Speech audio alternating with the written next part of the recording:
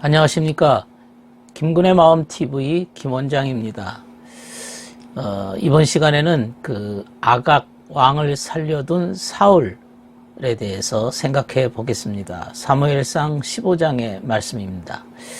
성경에서 왕이라고 하는 것은 통치하는 원리입니다. 이스라엘의 그 첫 번째 왕 사울, 또 다윗, 솔로몬 모두 다 주님에 의해서 선택받은 자들입니다. 그것은 영적으로 말하면 우리 삶을 통치하는 주님의 진리라고 말할 수 있습니다. 그 주님의 진리에 대한 우리의 그 이해라고 하는 것은 우리가 그 진리를 사용함으로써 점진적으로 발달하게 되어집니다. 진리에 대한 이해가 점점 폭이 넓어지게 되는 것이죠. 다시 말해서 우리가 여러 경험을 통해서 많은 것을 배우게 됩니다. 처음에는 그 말씀에 대한 기본적인 수준만 갖게 됩니다. 그리고 말씀을 삶에서 적용하는 수준은 아주 기본적인 수준입니다.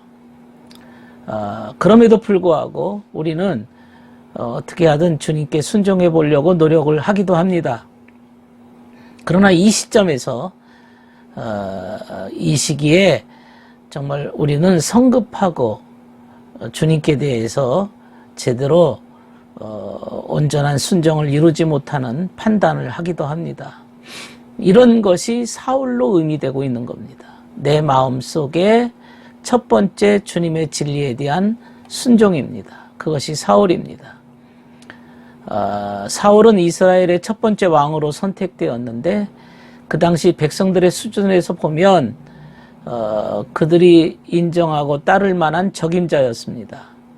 그 사무엘상 10장 23절 24절에 보면 그들이 사람 가운데 서게 되면 키가 어깨가 하나 더 있을 정도로 키가 컸던 모양입니다. 그래서 온 백성들이 우리 임금 만세라고 외쳤습니다. 뭘 보고 판단했냐면 외모로 선택을 한 거죠. 더 깊은 속을 들여다보기보다는 외적으로 그 사울을 왕으로 그들이 뽑았던 것입니다. 우리가 경험을 통해서 인생에 더 깊은 것을 보기 전에 쉽게 빠지기 쉬운 함정은 바로 외적인 부분입니다. 외모입니다. 이것이 사울로 상징되고 있습니다. 이것이 어느 정도까지는 우리에게 기쁨을 주기도 하고 어느 정도까지는 어떤 가시적인 눈에 보이는 악을 극복하기도 합니다.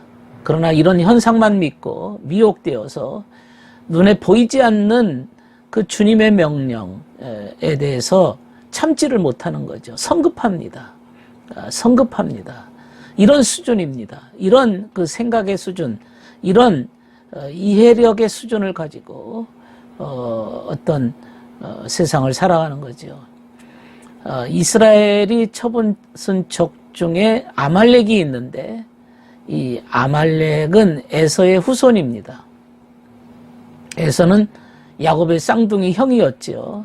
그 야곱의 쌍둥이 형으로서 에서는 이제 광야에 살았습니다. 이 광야에 살았던 에서의 후손이 아말렉 족속이었습니다. 그런데 이것을 영적으로 말하면 이 아말렉 족속을 영적으로 말하면 우리 내면 세계에서는 자아 만족감 같은 것이죠. 내가 그야말로 그 야곱의 형이라고 하는 어떤 자부심, 자만, 이런 자신의 선한 마음에 도취되어 있는 자만감이 이게 바로 아말렉 쪽이라고 말할 수 있습니다. 내 마음속에 아말렉이죠.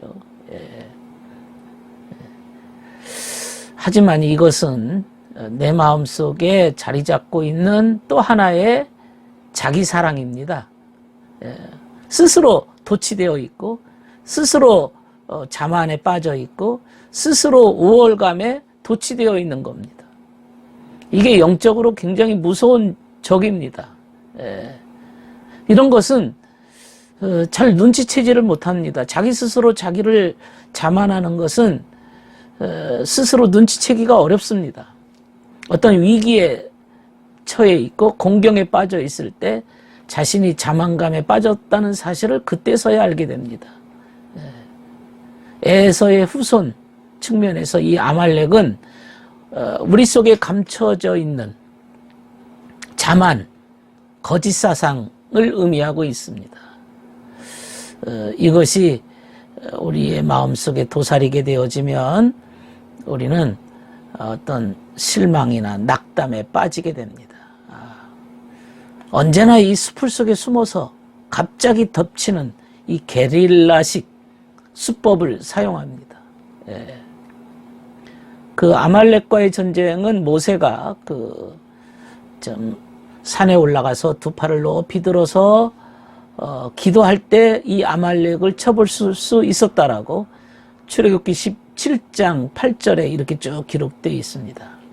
이 자만에 빠진 시험이라는 것은 내 능력으로는 정복할 수가 없고 주님의 능력, 오직 주님 앞에 기도하고 겸손하게 두 팔을 높이 들었을 때만 쳐보실 수 있는 그러한 적들입니다.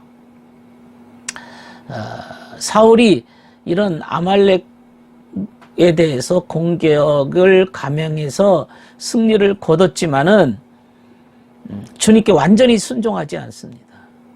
자기의 판단이 또 앞섭니다. 그것은 아각 왕을 살려두게 되는 것이기 때문에 그렇습니다. 아각 왕을 살려둡니다. 왕이라는 것은 그 아말렉 왕이니까 가장 거짓 중에 최고의 거짓을 상징합니다. 그리고는 사울은 또 양과 소 중에서도 좋은 놈만 골라서 없애지 않고 다 가져옵니다. 그 짐승을 가져왔다는 것은 내 마음속에 아말렉이 갖고 있던 짐승이죠. 양과 소지요. 이거 악을 의미합니다. 죄를 의미하는 거죠. 이런 마음속에 들어있는 이 양과 소, 아말렉 양과 소입니다. 이걸 악한 건데도 이것도 쓸모가 있다. 필요하다. 이것도 아주 좋은 거다라고 여겼던 겁니다. 악으로 보질 않는 거지요. 이런 추론과 이런 생각이 사울의 판단 미스죠. 성급한 결정입니다.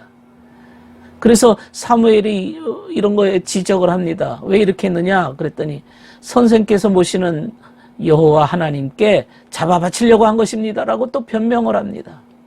변명은 잘 만들어내죠. 불순종하는 사람들이 핑계와 변명거리는 얼마나 잘 만드는지 즉각적으로 만들어냅니다. 아주 순간적으로 그 머릿속에 그런 변명이 돌아갑니다.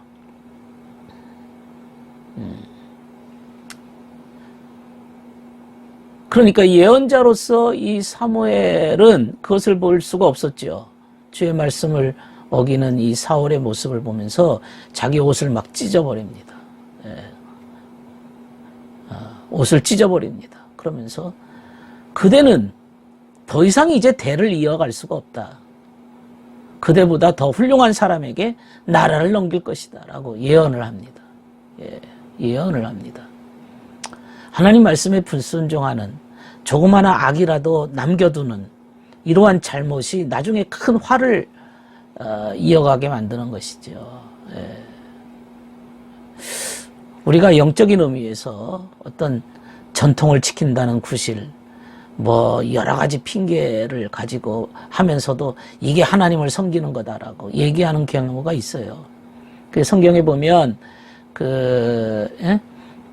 모세가 부모를 공경하라 하였고 또 아버지나 어머니를 욕하는 자는 반드시 사형에 해당한다고 했는데 너희는 누구든지 아버지나 어머니에게 제가 할 일을 하나님께 바쳤습니다.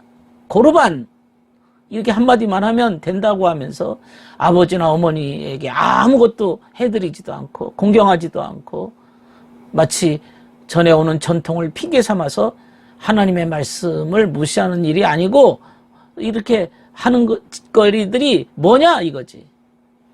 이 밖에도 많은 일을 저지르고 있다라고 주님께서 지적한 말씀이 있습니다. 결국에는 자기 이익, 자기 욕심인데 이게 하나님께 하는 이해라 말이지. 하나님을 섬기기 위해서 내가 양과 소를 숨겼다.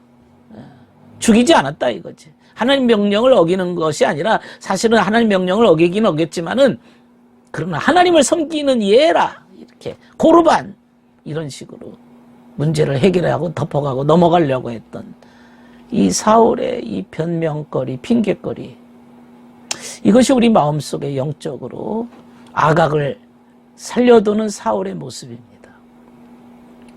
주님께서도 사람들을 불러놓고 이렇게 가르치십니다. 너희는 내 말을 새겨들어라.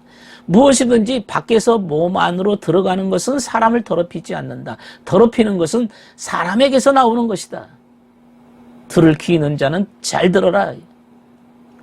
사람 마음속의 문제입니다. 이게 더럽힌다는 거지.